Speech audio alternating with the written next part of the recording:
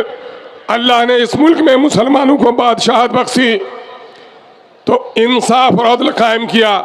शमशीरों की ताकत पर दुश्मनों का गर्दन तो जरूर काटा, लेकिन ताकत की बुनियाद पर किसी को कलमा पढ़ने पर मजबूर नहीं किया। और टुकड़े टुकड़े के भारत को अगर किसी ने महान भारत बनाया तो योगी के बाप ने, मोदी के पिता ने नहीं बनाया। अगर टुकड़े टुकड़े के भारत को किसी ने महान हिंदुस्तान बनाया तो उसका नाम औरंगजेब रहमतुल्लाह अलैह। तीसरी तारीख में तुम्हें बताता हूं कि जब मुल्क गुलाम हो गया और अंग्रेजों से निजात हासिल करने की कोशिश की गई तो सबसे ज़्यादा गर्दन अगर किसी ने कटाई तो मुसलमानों ने कटाई, और मुसलमानों में भी सबसे ज़्यादा गर्दन अगर किसी ने कटाई तो हमारे उलमा ने कटाई। 1857 की तारीख तुम्हें याद होनी चाहिए कि दिल्ली से पेशावर तक का कोई ऐसा दरख्त न था जहाँ उलमाए दीन को फांसी के फंदे पे लटकाया नहीं गया था। अजीज नौजवानों, याद करो, दलितों को इंसान होने का पैगाम, टुकड़े टुकड़े के मुल्क को अजीम हिंदुस्तान बनाने का काम, या फिर अंग्रेजों से निजात हासिल करने के लिए मुसलमानों ने जो कुर्बानी दी है उसकी कोई नज़ीर नहीं पेश कर सकता। लेकिन आज आज़ाद हिंदुस्तान में हालात क्या हैं? आज़ाद हिंदुस्तान में मुसलमानों के हालात दलितों से बदतर हो गए हैं। जो चाहता है उन्हें जलील कर देता है। आज तालीम में हम पीछे हैं, आज तिजारत में हमको परेशान किया जा रहा है, मुल्क की अदालतों में हमारे साथ नाइंसाफियों का एक सिलसिला दराज है। बीच बीच में कभी इंसाफ मिल जाती है, लेकिन अक्सर हमको जलीलो ख्वार किया जाता है। मेरे अजीज़ों, कभी गौर किया आपने, अंग्रेज़ों ने सन 1857 में हमारी मस्जिदें तोड़ी, हमारे मदरसे तोड़े, हमारे मोहल्लात को उसने खाकस्तर किया, और यही काम मुल्क के बंटवारे के वक्त भी हुआ। बेशुमार मस्जिदें तोड़ी गईं, नौजवानों के सीने पे गोलियां दागी गईं, माओ बहनों की इज्जत लूटी गई। लेकिन आज मैं इस मामले में इत्मीनान रखता हूँ कि आज अपना हो या गैर, जब मेरी बस्ती और मोहल्ले से गुजरता है तो मेरे फल को छूने वाले मस्जिद के मीनारों को देखकर उनका दिल तरस जाता है। मुसलमान अकीदत से शुक्र अदा करता है कि आज हमने आलीशान मस्जिद बना ली, आज हमने मदरसे बना लिए, आज हमारे दरमियान में उलमा की एक बड़ी तादाद है।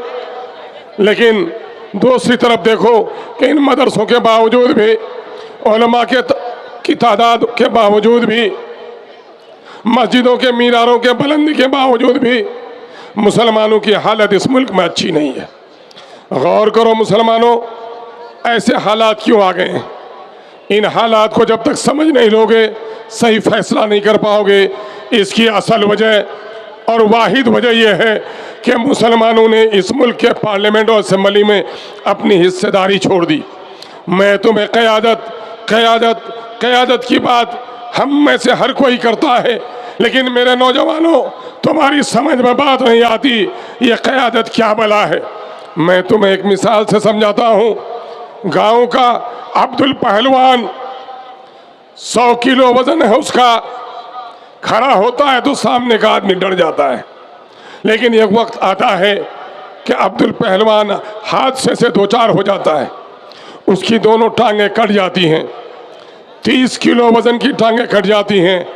अब्दुल पहलवान लंगड़ा हो गया है, लेकिन अब्दुल है। हादसे में उनके दोनों बाजू कट गए, जिनका वजन 15 किलो था, लेकिन अब्दुल है। अब्दुल के पाँव कट गए और बाजू कट गए, लेकिन अब्दुल है। ये बताओ जरा मुझे, क्या अब्दुल की गर्दन कट गई अब्दुल है कि अब्दुल की लाश है? बोलो, लाश है।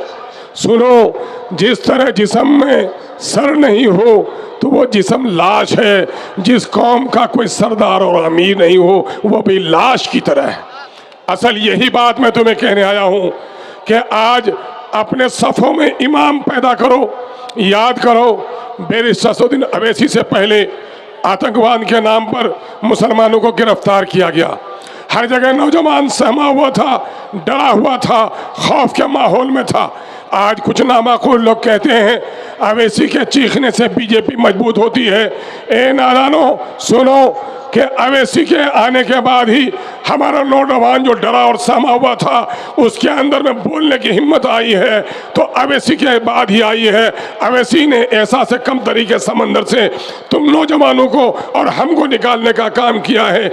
इसलिए आज देख लो, फिर लो, ए नौजवानों तुम किधर को जा रहे हो? तुम्हें अपनी क़यादत की फिक्र होनी चाहिए कि आज केरल में मुसलमान 24% है और आसाम में 35% मुसलमान है। मुसलमानों का लीडर आसाम में नहीं है, आसाम जलीलो खार है। केरल में मुसलमानों की पार्टी है, मुसलमान खुशहाल है। 12% मुसलमान तेलंगाना के अपने सियासी अमीर को माना है और 12% मुसलमान जितनी खुशहाली से जीता है, देश के दूसरे हिस्सों में मुसलमान को इज्जत नसीब नहीं है। ये कौन सी ताकत है? ये ताकत है तुम्हारे इत्तेहाद की ताकत, तुम्हारी सियासी क़ुव्वत का नाम है।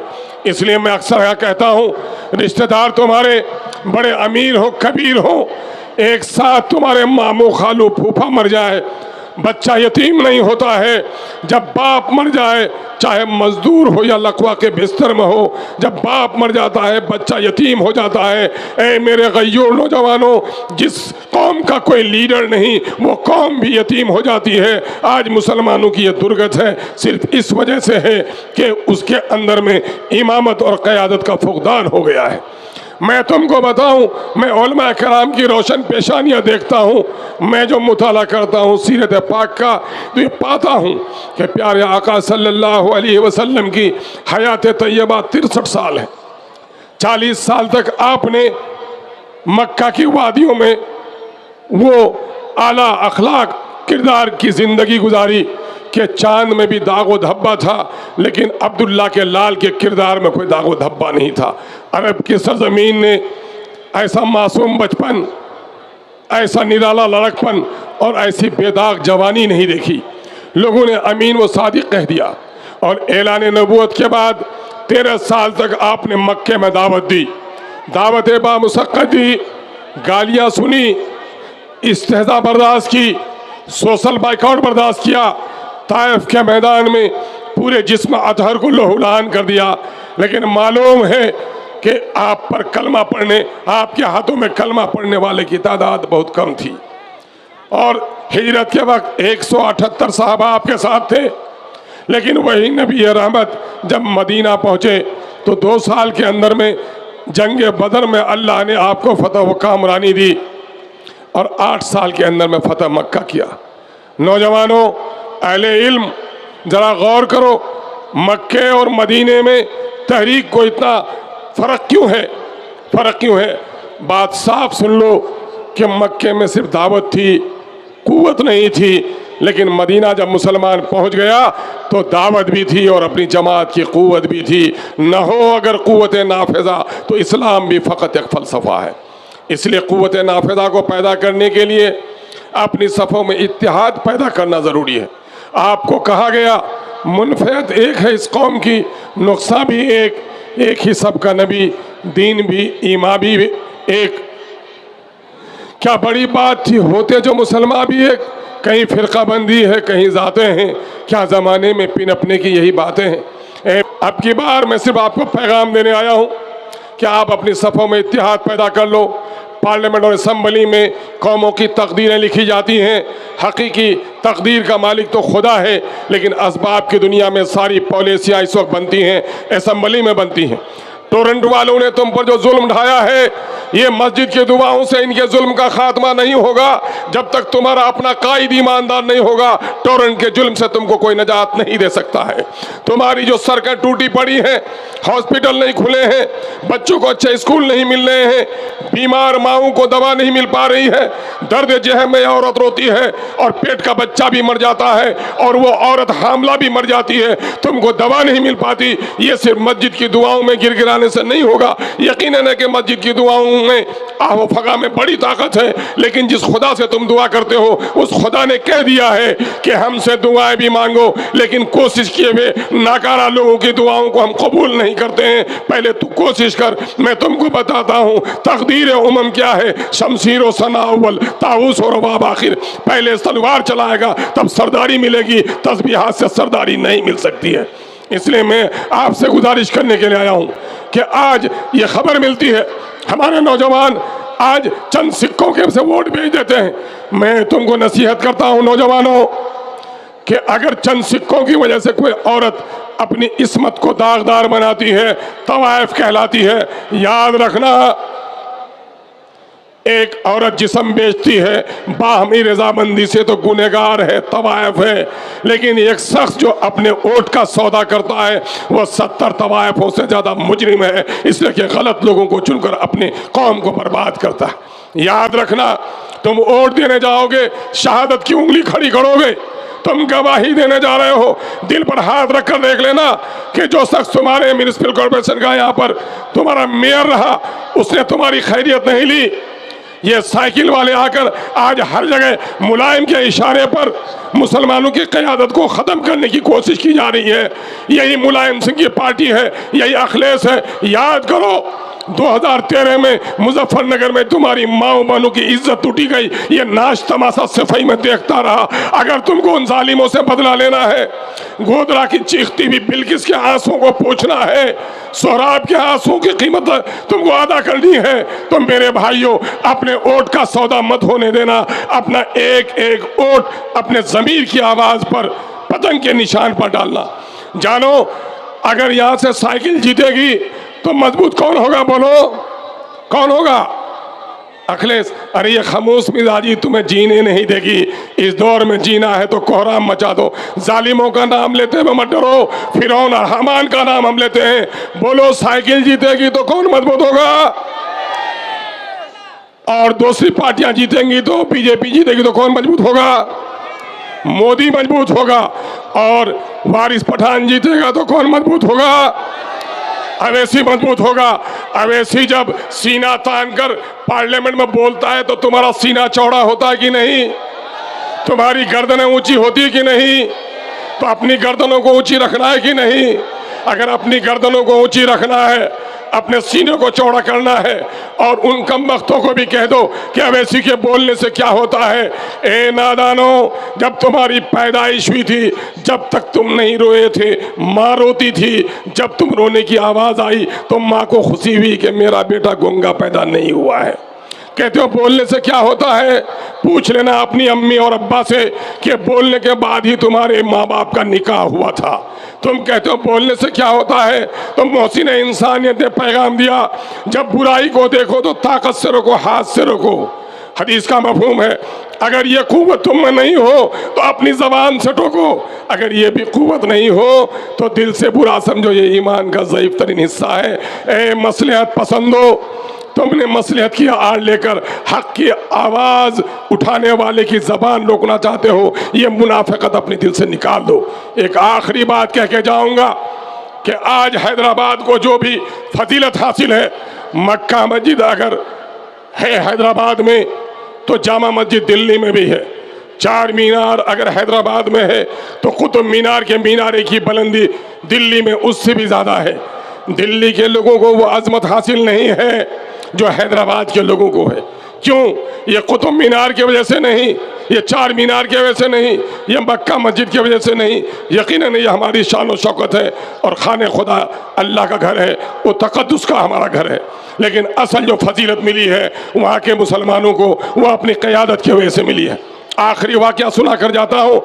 सन 1948 में इसी कांग्रेस पार्टी ने ऑपरेशन पोलो किया था और हैदराबाद में 1 लाख से ज़्यादा लोगों को शहीद किया था। घर घराना ऐसा था कि खानदान में अपनी मैयत को कंधा देने के लिए भी कोई नहीं बचा था। ऐसे वक्त में मुसलमानों में एक खौफ तारी थी। चंद साल गुजरे थे, अभी जैसा कि शौकत भाई बता रहे थे, मौलाना अबुल कलाम आज़ाद अली रहमान ने कहा था अब कोई सियासी अलग जमात मत बनाओ।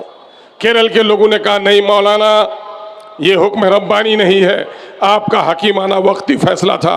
चंद साल गुजर गए, हम अपनी पार्टी बनाएंगे। और चंद साल गुजरने के बाद 1955-56 के करीब अवैसी साहब के दादा बैरिस्टर असदुद्दीन और अकबरुद्दीन अवैसी के दादा, अल्लाह गरीक़ रहमत करे उस बुज़ुर्ग को, जिसको हम अब्दुल वाहिद ओवैसी के नाम से जानते हैं, उसने साइकिल रिक्शा पर बैठकर MIM का झंडा लिया, लोगों को दावत दी, आओ अपनी मरकजी सियासत पर मुत्तहिद हो जाओ। मसलहत पसंदों ने, बुज़दिलों ने, गुलामाना ज़हन रखने वालों ने कहा, ए ओवैसी, इतनी गर्दनें कट गई हैं, अभी तेरे को इत्मीनान नहीं हुआ। अवैसी के दादा ने कहा, अब्दुल वाहिद ओवैसी ने कहा, ए बुज़दिलों, ए गुलामों, बिल्ली पालतू हो जाती है, चंद महीनों तक रखो तो जंगल का बहुत सारा जानवर पालतू हो जाता है, लेकिन हजारों बरस पिंजरे में शेर को रखोगे तो कभी वो पालतू नहीं हो सकता है। उसको आज़ादी चाहिए। तुम डर गए हो इन हालात से, तुम गर्दन झुका के जीना चाहते हो। यकीन जानो, अगर तुमने गर्दन झुकाकर जीने की आदत बना ली और बुज़दिली को अपने सीने में जगह दी तो याद रखो तुम्हारे नस्लों में गुलाम जन्म लेगा। और अगर तुमने गर्दन उठाकर अपनी सियासी क़यादत खड़ी की, एक मरतबे काटे गए हैं, 1000 मरतबे हम काटे जाएंगे, लेकिन याद रखो जिनकी गर्दनें कटती हैं उनके नस्लों से सरदार जन्म लेता है। और आज वही हुआ। आज बैरिस्टर असदुद्दीन ओवैसी और अकबरुद्दीन ओवैसी के रगों में वही लहू दौड़ रहा है। एक आखिरी बात कह के जाऊंगा मुसलमानों, हजरत इमाम हुसैन और यजीद के दरमियान में जो लड़ाई चल रही थी वो माल और दौलत की लड़ाई नहीं थी, वो खानदानी असबियत की लड़ाई नहीं थी। कलमा गो ये भी था, कलमा गो वो भी, नमाज इनके यहाँ भी, नमाज उनके यहाँ भी, रोज़ा इनके यहाँ भी, रोज़ा उनके यहाँ भी, लेकिन असल लड़ाई वसूलों की थी। वसूलों की लड़ाई ये थी कि इमाम हुसैन ने कहा कि नाना की शरीयत इस्लामिया का तरीक़ा ये है, पहले एतमाद हासिल करो तब खलीफा बनो। खलीफा बगैर एतमाद हासिल करने के नहीं बना जा सकता है। मस्जिदों के झगड़े पे नहीं, क़यादत के झगड़े पर नबी के नवासे हजरत इमाम आली मकाम हजरत इमाम हुसैन रज़ी अल्लाह ताला अन्हु ने अपनी गर्दन कटा दी, लेकिन बातिल के हाथ पर हाथ नहीं रखा। मैं आपको दावत देकर जाना चाहता हूँ, खुदा के वास्ते अपनी नस्लों की बेहतरी के लिए बहुत कुछ हमने लुटा दिया है, अब कुछ भी बाकी नहीं रहा है। नौजवानों के सीने पे गोलियां चलाई गई, हमारे कारोबार उल्टे गए, भेवंडी की आग के धुएं अब भी महसूस करते होंगे आप। मालीगांव का वाक़या आपको याद होगा, बेशुमार फिरकाओं ने फसादात, नौकरियों से महरूम किया गया, इबादत खाने तोड़े गए, शरीयत पर हमला हो रहा है। ऐ मुसलमानों, खुदा के वास्ते उठो और अपनी सफ़ों में क़यादत को खड़ी करो। अगर आपने आज भी अपनी क़यादत खड़ी नहीं की तो याद रखना खुदा क़ादिर मतलक ने तुम्हें खबर दे दी है, इन्नल्लाह ला युग़य्यिरु मा बिक़ौमिन हत्ता युग़य्यिरु मा बिअन्फुसिहिम। खुदा उस कौम की हालत नहीं बदलता जो कौम अपनी हालत को बदलने के लिए तैयार नहीं हो। आइए, जिंदाबाद। बहुत बहुत शुक्रिया। सलाम व आदाब।